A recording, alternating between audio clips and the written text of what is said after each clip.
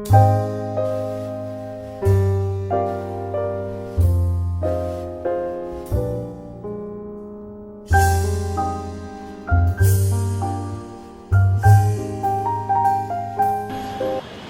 Back friends. अभी तक हमने सीखा एक्सपोजर कैसे करते हैं, हर एक लाइट सिचुएशन में आप फ़ोटोज़ कैसे अच्छे से निकालते हो। अब हम दूसरे बहुत इंपॉर्टेंट सेगमेंट में मूव हो रहे हैं कैमरा में, जिसे बोलते हैं फोकसिंग। फोकसिंग कैसे करते हैं? कभी देखा है आपने फ़ोटोज़ जब आप क्लिक करते हो फ़ोटोज़ ब्लर दिखती हैं, सब्जेक्ट शार्प नहीं आता। वो इस वजह से नहीं आता क्योंकि उसमें फोकसिंग मिस्ड है। अब फोकसिंग जब भी आपके दिमाग में आती है, फोकसिंग का सिंपल ये मतलब होता है कि आपकी फ़ोटोग्राफ में शार्प क्या चीज़ है, क्या चीज़ एकदम परफेक्ट फोकस में है, दैट इज़ फोकसिंग।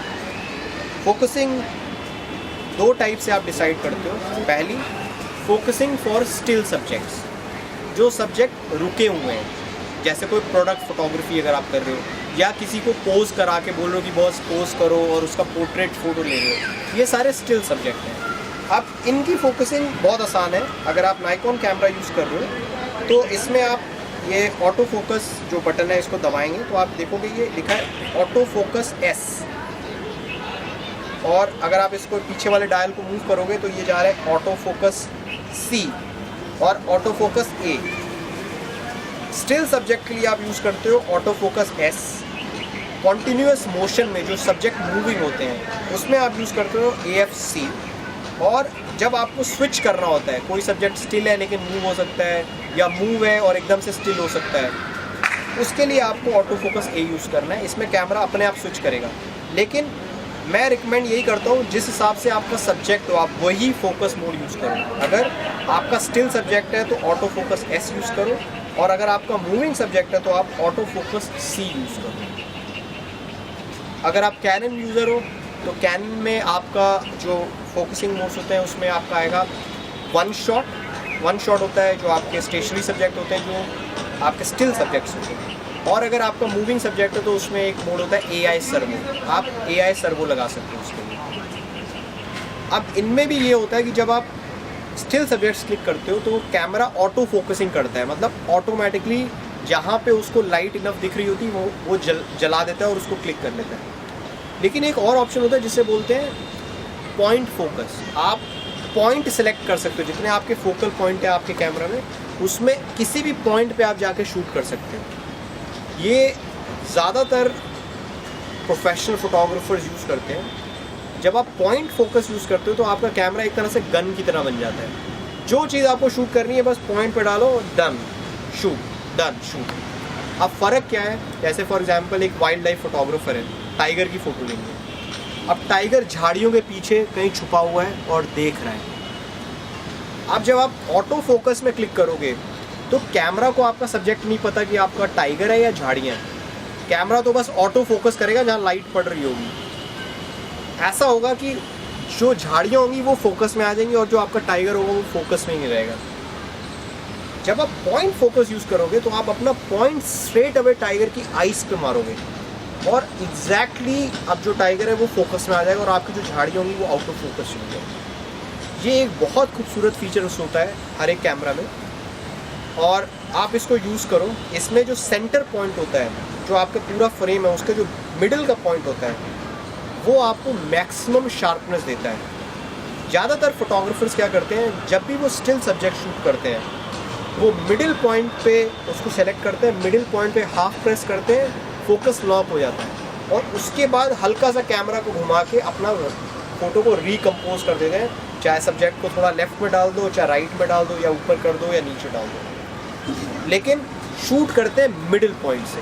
तो आप अपने कैमरा में आप जब स्टिल सब्जेक्ट क्लिक करो, चाहे आप मोबाइल फ़ोन क्लिक करो या किसी का पोर्ट्रेट क्लिक करो, उनको आप स्टिल पे डालो और फिर सिंगल पॉइंट से शूट करो और देखो क्या रिजल्ट्स आते हैं। और एक चीज़ और, अगर मैं आपसे ये बोलूँ कि आप मेरी इस घड़ी का फ़ोटो लो, अगर आप ऑटो पे क्लिक करोगे तो मैं फोकस में आऊँगा, ये घड़ी फोकस में नहीं आ पाएगी। अगर आपको सिर्फ इस डायल को फोकस पे डालना है तो आप पॉइंट से इस पे डालोगे फोकस और ये फोकस में आएगी और बाकी चीज़ें फोकस में नहीं होंगी। इस वजह से पॉइंट फोकस बहुत इंपॉर्टेंट है। आप ट्राई करिए और इसे लर्न करिए।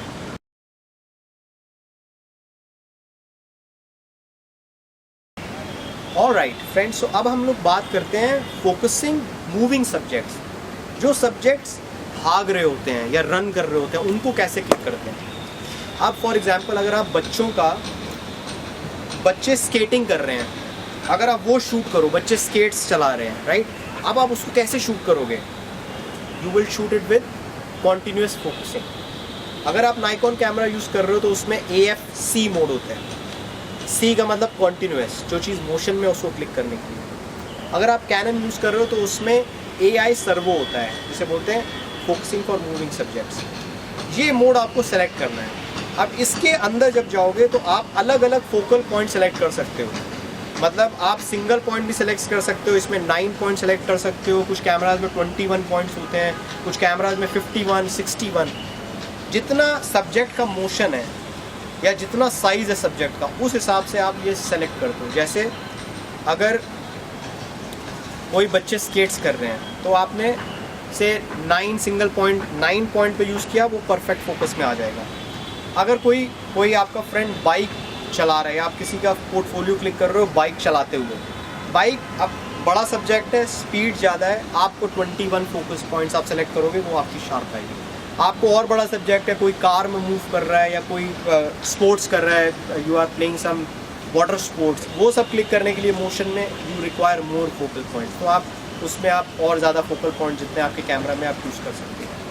अब ये मोड बहुत इंपॉर्टेंट होता है। जैसे आपको डांस प्रोग्राम शूट करना है जिसमें डांसर डांस कर रही है, अगर आप इसको AFS से शूट कर दोगे जो कि स्टिल सब्जेक्ट का है, तो फोटोज़ ख़राब आएंगी, ब्लर आ जाएगा उसमें।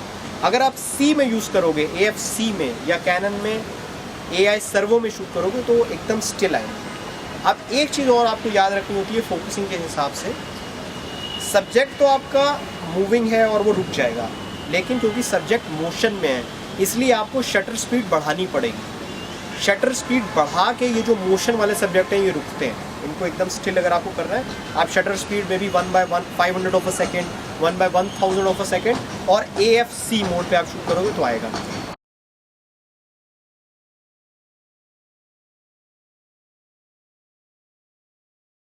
Thank you.